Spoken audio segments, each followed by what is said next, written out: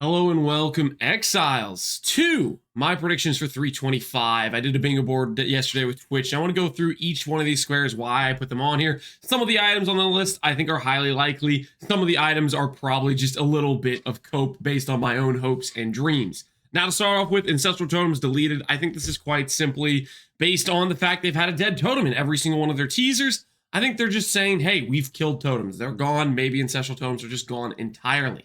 Next up, we have the new bases. Now, if you notice in one of the teasers, there was a Night Weave robe. This is a ES base that was roughly like 60 to 70 ES higher than our current Val Regalia in terms of the base ES number. I believe there's going to be a base even better than that based on what we've seen of how they do bases. The Val Regalia artwork is always the top tier base. Same with the other base types in the Dex or the int categories or the hybrid categories. They always repeat the same artworks like 5 times as you level up. There's certain bases every like 3 levels that's better than the last base. And the Nightweave robe has the artwork of the Spider Silk robe, which is the tier 2 base currently. So I believe there's actually a better base than Nightweave that they're going to add. And they're going to add bases for every single body armor, evasion, all the different Dexant, attribute, affinity, body armor types I believe they're going to add. Now, these new bases would imply a heavy buff to Jug and Trickster because they have Ascendancy nodes that scale based on how good your base stats are on your body armor. A lot of people have implied maybe this means they're going to nerf them to compensate. I honestly think that Jug and Trickster are just going to be stronger going into the next patch. I don't think they're going to touch these Ascendancies. Unless they're doing specifically an entire Ascendancy rework, they just haven't been really buffing or nerfing Ascendancies at all as of late. They've mostly just been doing like, hey, if we're touching an Ascendancy, we're doing a whole overhaul on it. And they've only been doing 2 Ascendancies at a time. And that's been the case for like the last 2 years.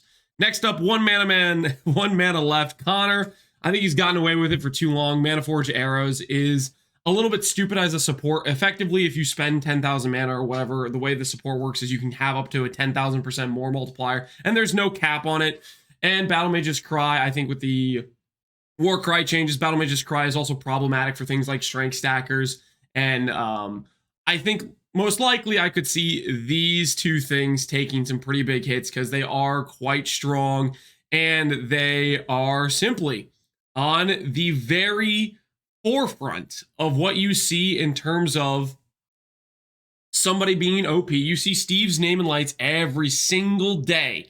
He's gotten to a new Delve depth. Now, this build is popular, but I don't think it's really at the top line of popularity. It isn't everywhere. But when you have the build pushing 50,000 plus depth, I'm sure there are GGG devs that are very aware and can see, okay, we have one type of build that's dealing billions of damage. Numerically, that doesn't make sense in our games. There's a good chance they readjust this. We will see.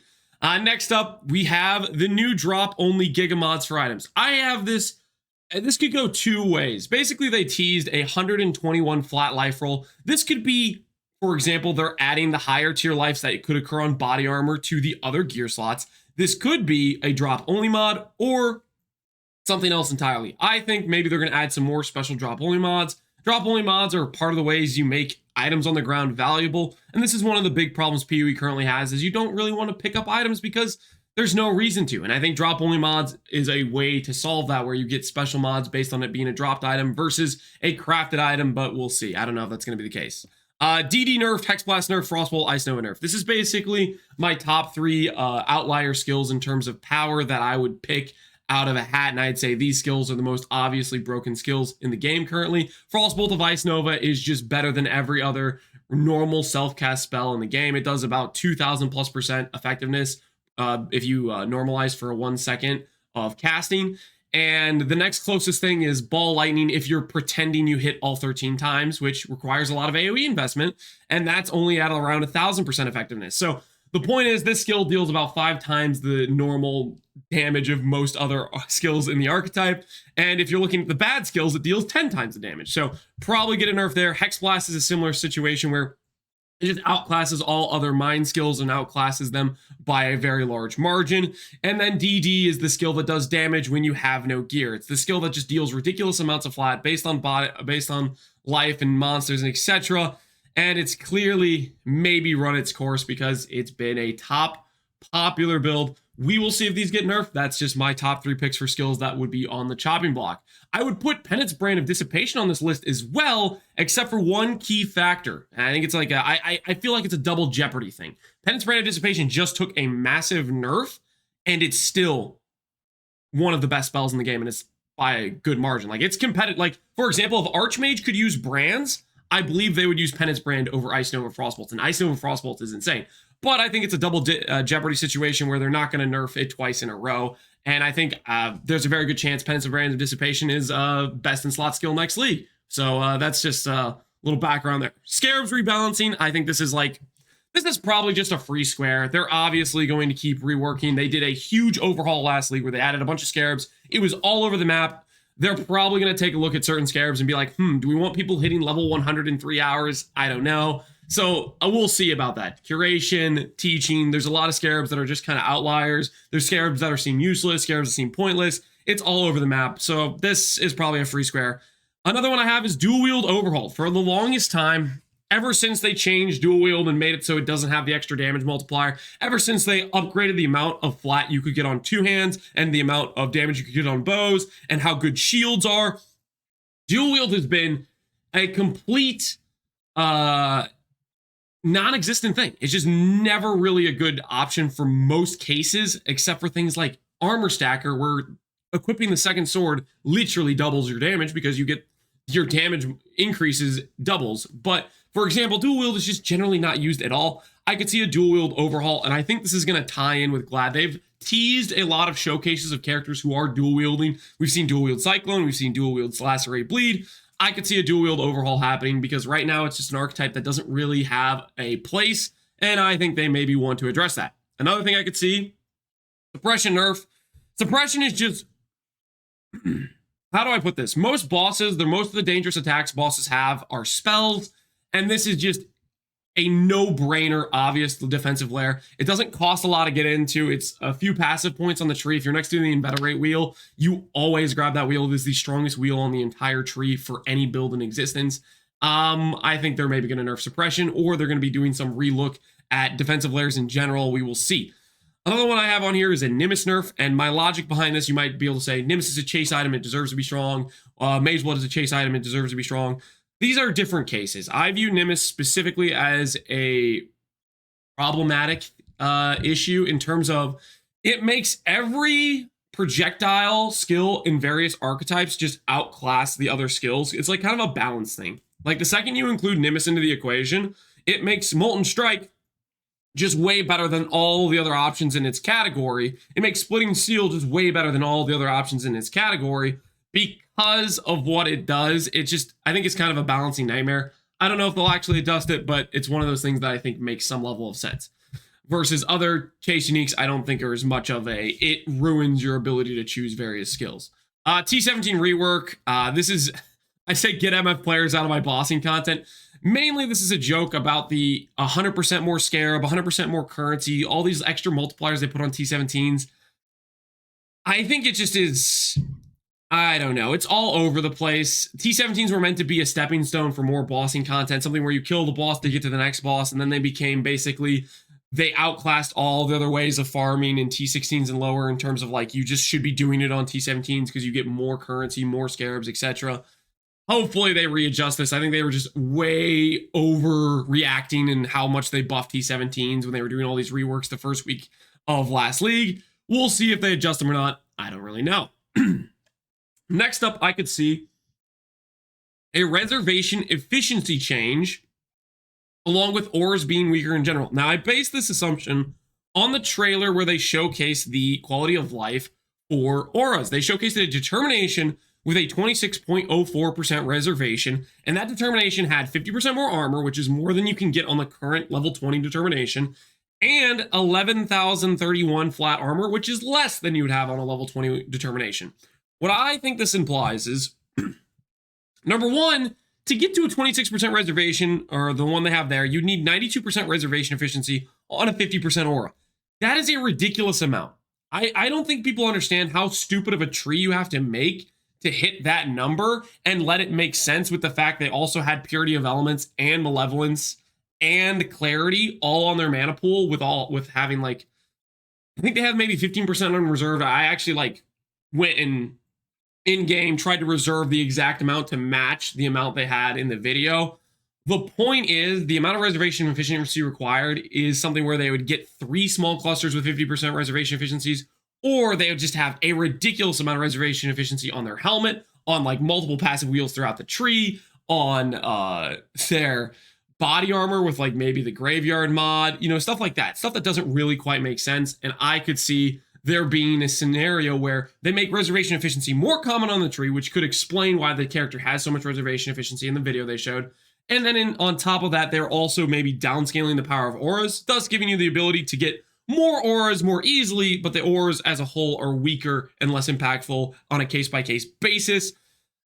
I don't know. That's just a theory, and that's my theory on that one. Ivory Tower Wrathpith not getting nerfed. This is one of the things where I think Ivory Tower Wrathpith are overpowered. I use them on a regular basis because I believe they're very, very, very strong. A lot of people have told me they're going to get nerfed. They're going to get nerfed. I don't really think they're going to get nerfed. And mainly that's due to, I believe GGG more nerfs on popularity than they nerf on power. There's examples where they nerf on power if it's a very outlandish case or some very obvious thing that's getting, you know, put on the global spectrum for everyone to see every single day. You know, naming lights of Steve popping up 50,000 delve. I think there's a difference between 3% player rate items like Wrathpith and Ivory Tower. Even though they're strong, and I think they're much stronger than, like, for example, I think they're much stronger than Lightning Coil. Lightning Coil is good. I think it's a great willow way to deal with Fizz. I think there's just stronger things. There's more scaling in the game you can do. But Lightning Coil has 8% play rate. I think it's more likely they would nerf something like Lightning Coil than something like Ivory Tower Wrathpith, just because they nerf on popularity. And I don't think it's as in their face as it should be in terms of if they're actually going to nerf it. That's just my personal feel and theory of it. Here's the free square, which is high on Mark, which is hopefully how they will start the trailer for the reveal stream on the 18th. Next up, I think there might be fancy new ward stuff. Maybe there are ward-related body armors. Maybe there's new ward bases. Maybe they're reworking ward. This is just solely based on the league is called Sellers of the Kalgur. The Kalgurans are when we got Expedition, when we got ward gear to begin with. Maybe they're going to take a relook at this and change it around. Just a hunch. It could be possible. I don't know.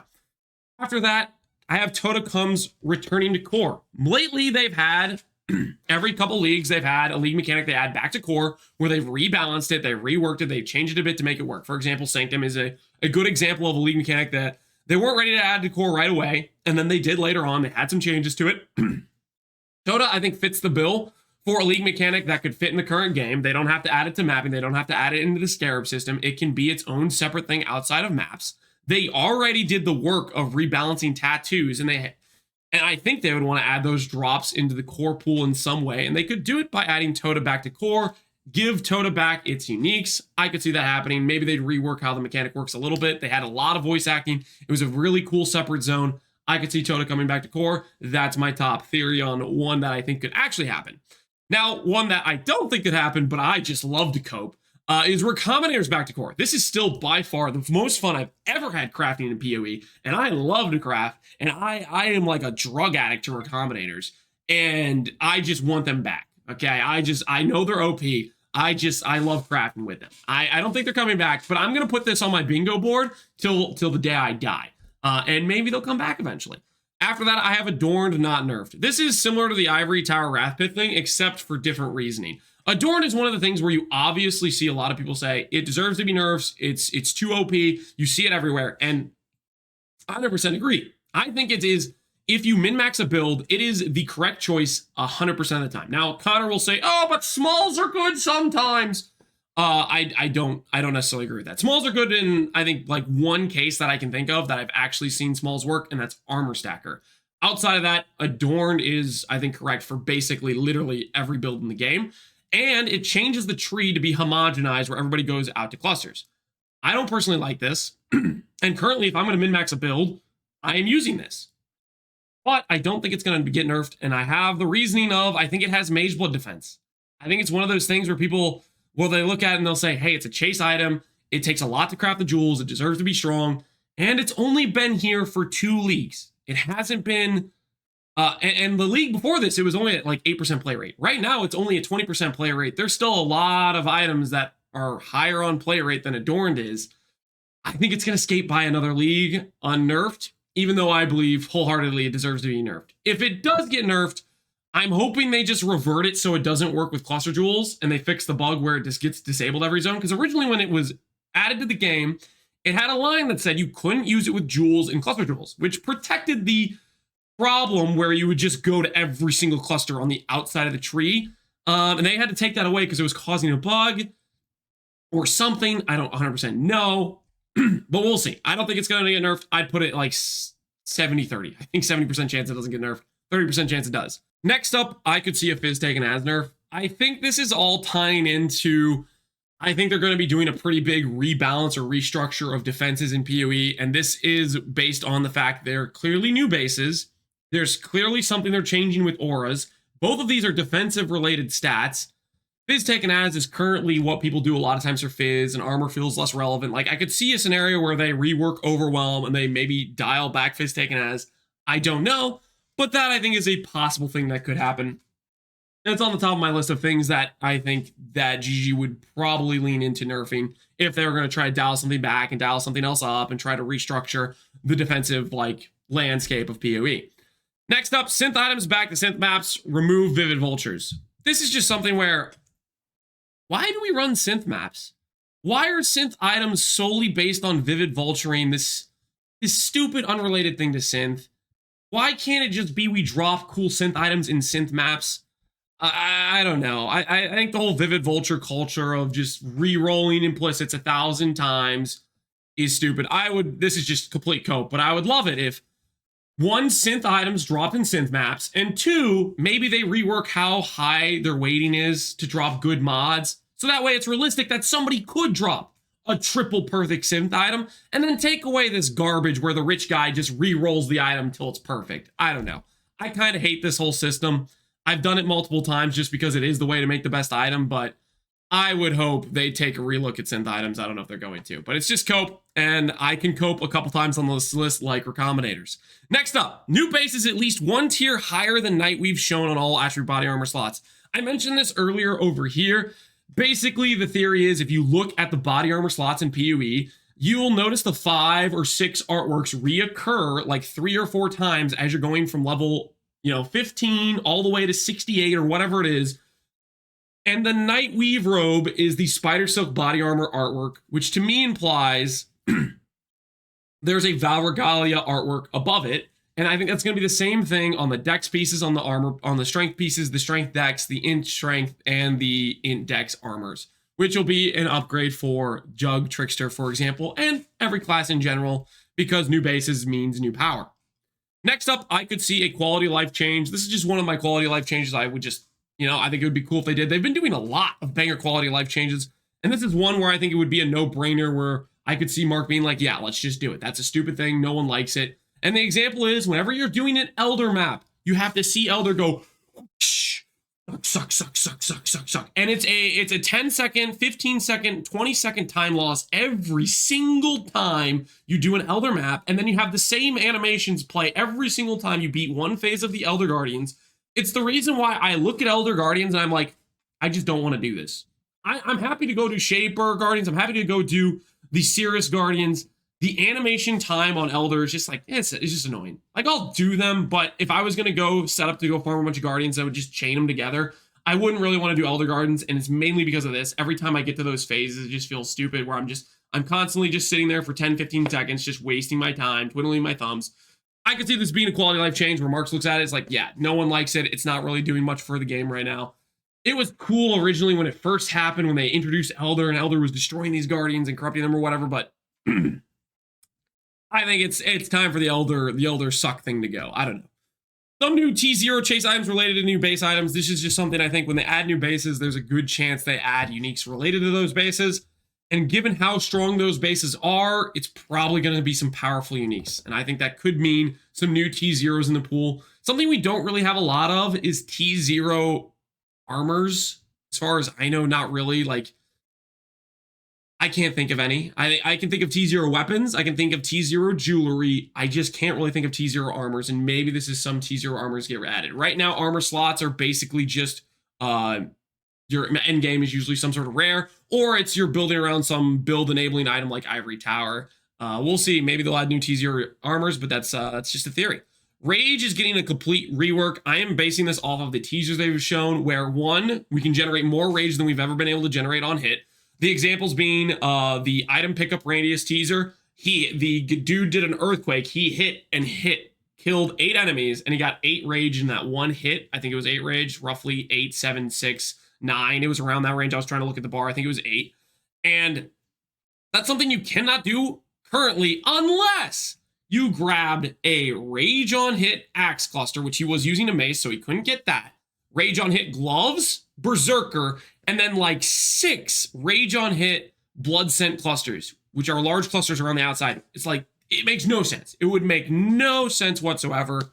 And then the gladiator showcasing, when they were doing the delirium showcase yesterday, was getting like 3 or 2 rage per hit, and it didn't seem to have a cooldown because he was hitting fast and he was getting the rage fast, which is also different than what you could normally get in the current game. And then after that, after he killed the enemy there, he started walking and the rage degenerated very fastly. All those things imply rage is changing in some significant way. We'll see what it is. I'm excited for it. The current rage, it's cool and all, but I love change. I love when they rework things, redesign things, and we'll see what it looks like. King of the Mist. I said kind of the Mist. Okay, this one, this is basically, I was running out of ideas, and I'm like, I don't think it's gonna happen, but maybe they could add King of the Mist back as like ritual boss and add back TWT. I don't think this one's really gonna happen. This is mostly just coping, and I was running out of things to put on my list. That's the main one where that happened. I was pretty happy to put a lot of these things on the list, but this one I'm like, I don't know. I just put it on there.